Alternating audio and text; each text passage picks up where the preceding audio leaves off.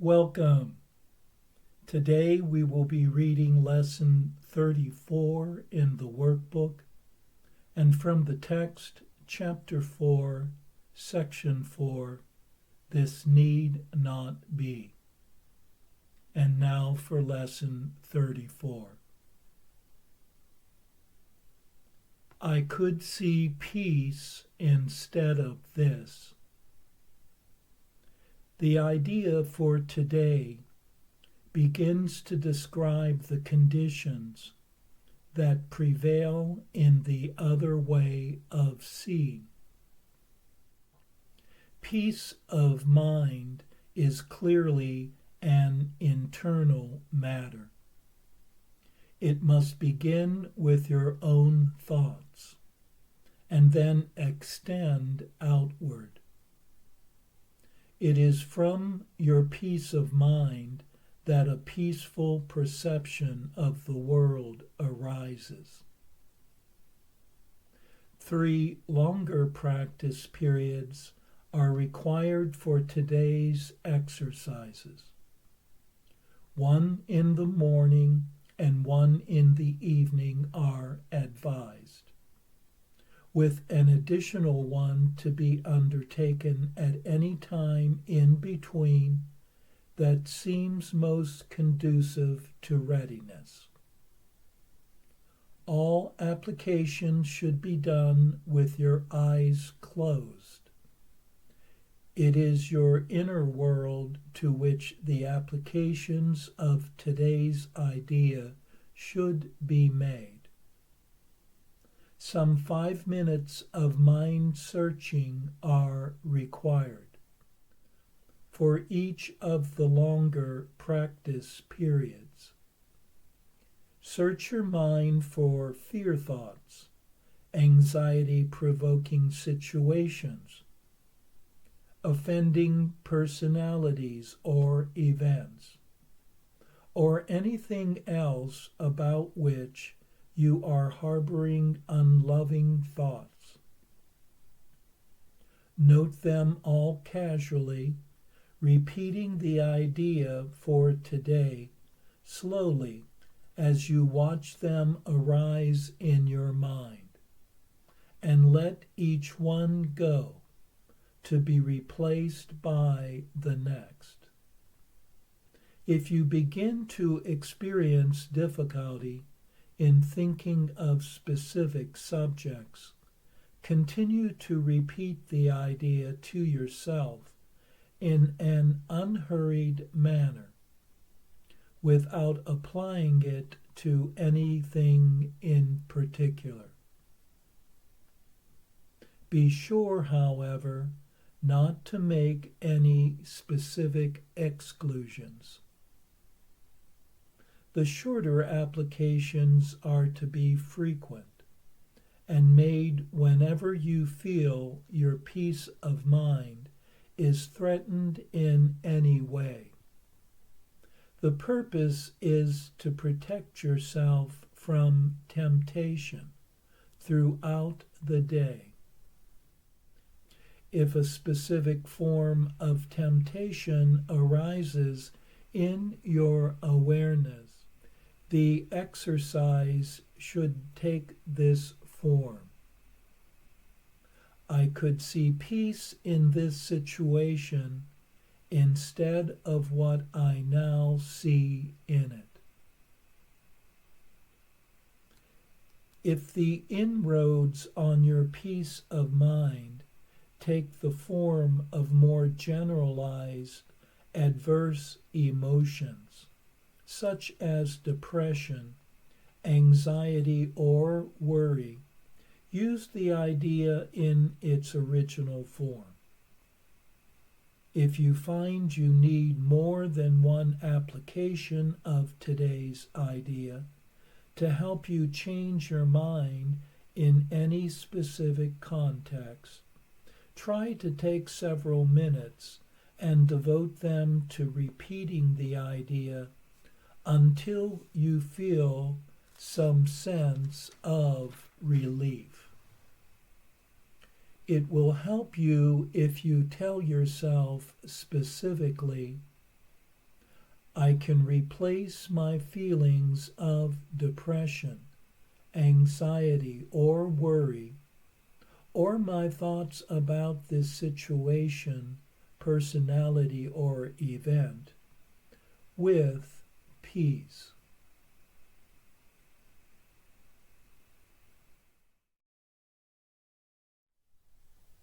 Today's lesson continues with the theme of developing one's vision. Whereas the previous lesson stated that there is another way to look at the world, today's idea states that one can see peace instead.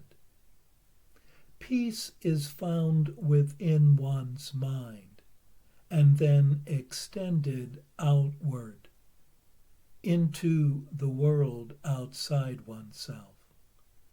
This is the new kind of projection introduced in Lesson 30, where one could see God in everything because God is in one's mind.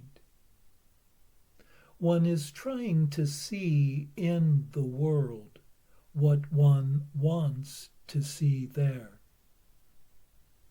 Thus, with eyes closed, one is asked to look at the situation and personalities where conflict exists, and affirm one's desire to see peace there instead.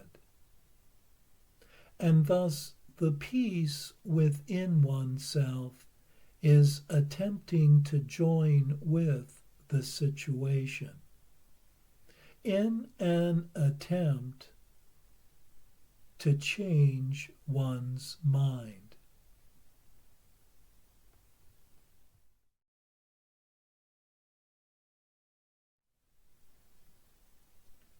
And now for our text reading for today from chapter 4, section 4, This Need Not Be. If you cannot hear the voice for God, it is because you do not choose to listen. That you do listen to the voice of your ego is demonstrated by your attitudes, your feelings, and your behavior. Yet this is what you want. This is what you are fighting to keep, and what you are vigilant to save. Your mind is filled with schemes to save the face of your ego, and you do not seek the face of Christ. The glass in which the ego seeks to see its face is dark indeed. How can it maintain the trick of its existence, except with mirrors? But where you look to find yourself is up to you.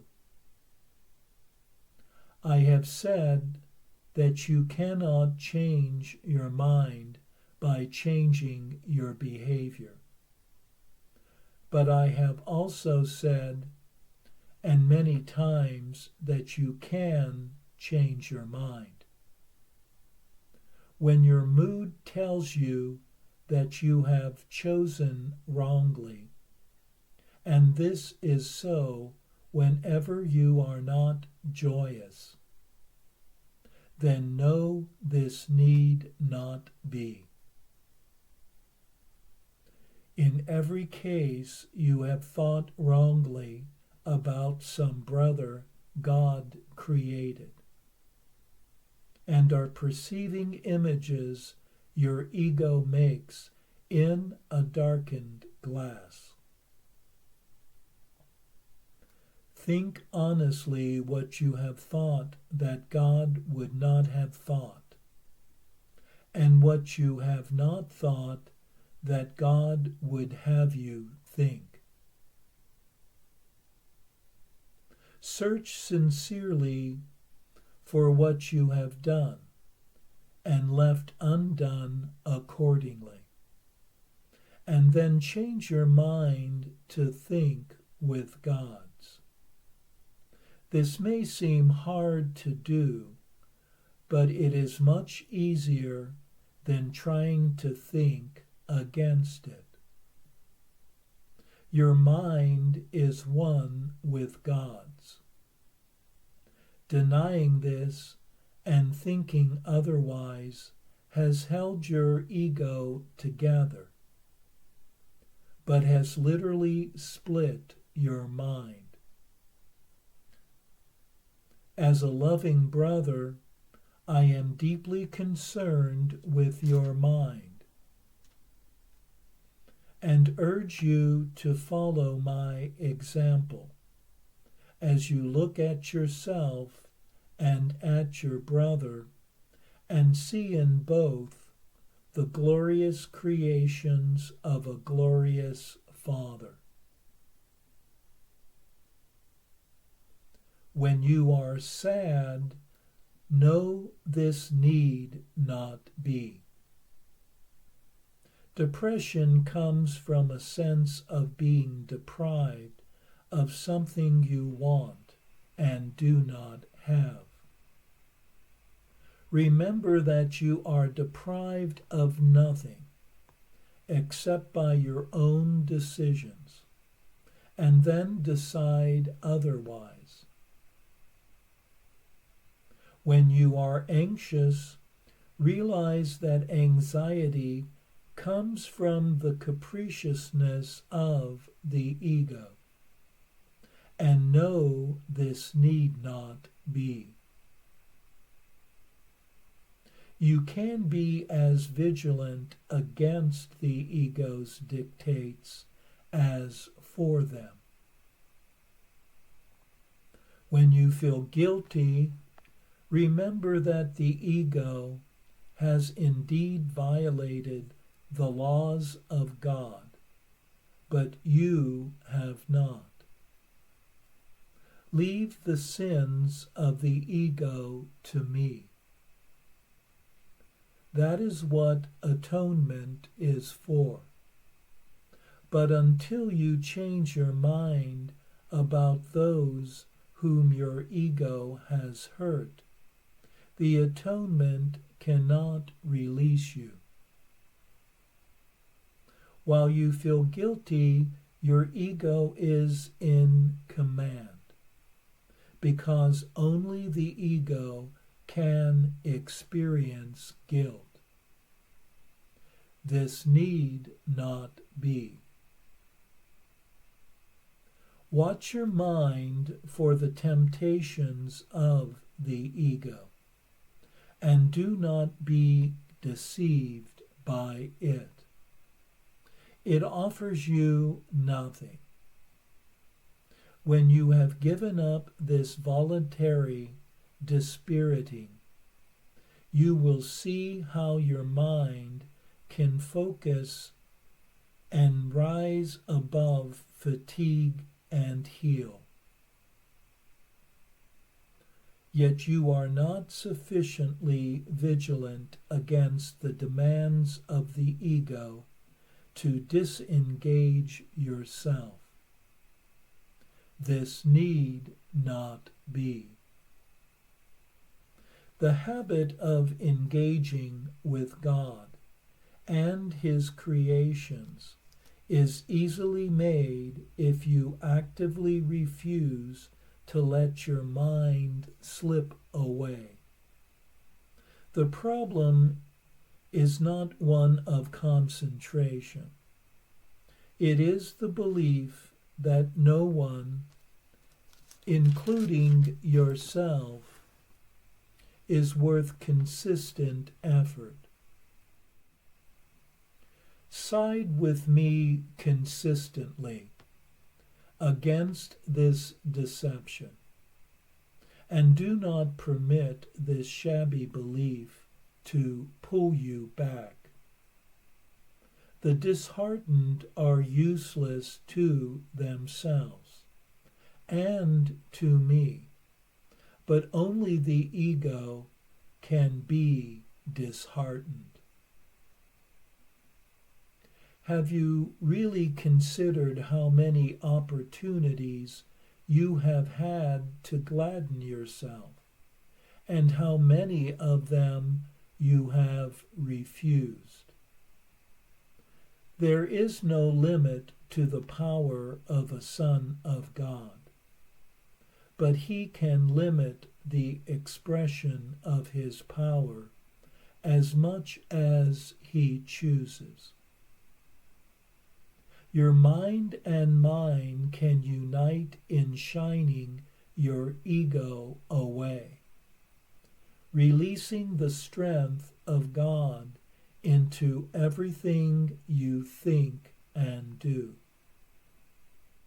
Do not settle for anything less than this, and refuse to accept anything but this as your goal.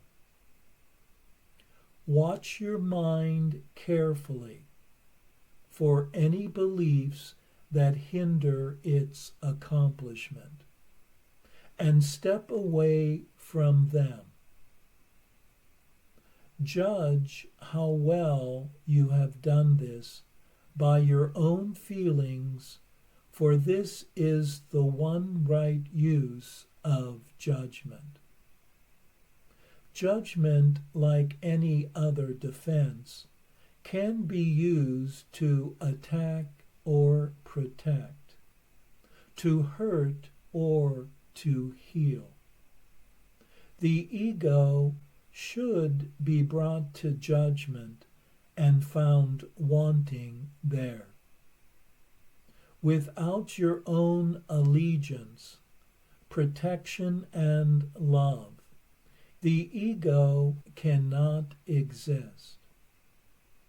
Let it be judged truly, and you must withdraw allegiance, protection, and love from it. You are a mirror of truth, in which God himself shines in perfect light. To the ego's dark glass, you need but say, I will not look there, because I know these images are not true. Then let the Holy One shine on you in peace, knowing that this and only this must be. His mind shone on you in your creation and brought your mind into being. His mind still shines on you and must shine through you. Your ego cannot prevent him from shining on you, but it can prevent you from letting him shine through you. The first coming of Christ is merely another name for the creation, for Christ is the Son of God. The second coming of Christ means nothing more than the end of the ego's rule and the healing of the mind. I was created like you in the first, and I have called you to join with me in the second. I am in charge of the second coming, and my judgment, which is used only for protection, cannot be wrong because it never attacks. Yours may be so distorted that you believe I was mistaken in choosing you. I assure you this is a mistake of your ego. Do not mistake it for humility. Your ego is trying to convince you that it is real and I am not. Because if I am real, I am no more real than you are. That knowledge, and I assure you that it is knowledge, means that Christ has come into your mind and healed it. I do not attack your ego. I do work with your higher mind, the home of the Holy Spirit. Whether you are asleep or awake, just as your ego does with your lower mind, which is its home. I am your vigilance in this, because you are too confused to recognize your own hope. I am not mistaken. Your mind will elect to join with mine, and together we are invincible. You and your brother will yet come together in my name, and your sanity will be restored. I raise the dead by knowing that life is an eternal attribute of everything that the living God created. Why do you believe it is harder for me to inspire the dispirited or to stabilize the unstable? I do not believe that there is an order of difficulty in miracles. You do. I have called, and you will answer. I understand that miracles are natural, because they are expressions of love. My calling you is as natural as your answer, and as inevitable.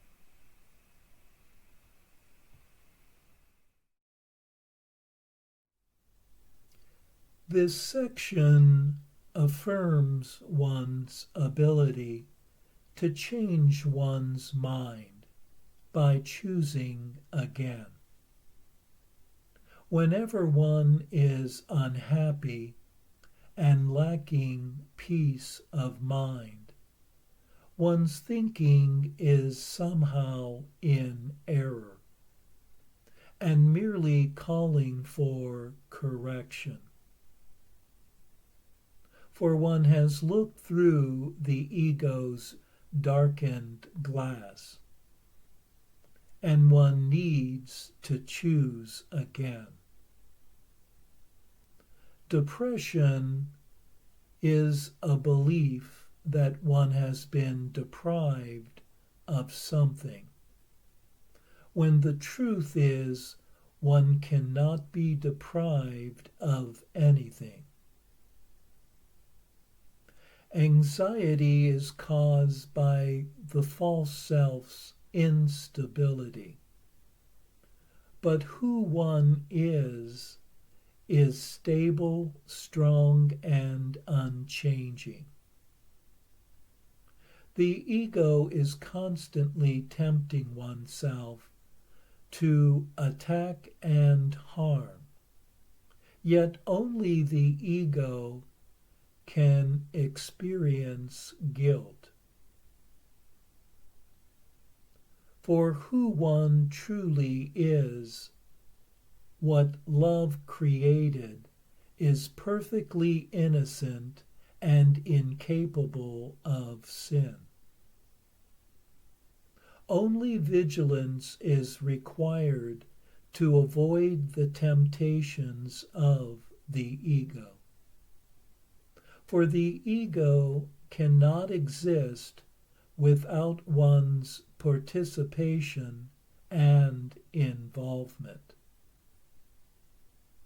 One need only remind oneself of the ego's influence on one's mind, that this need not be.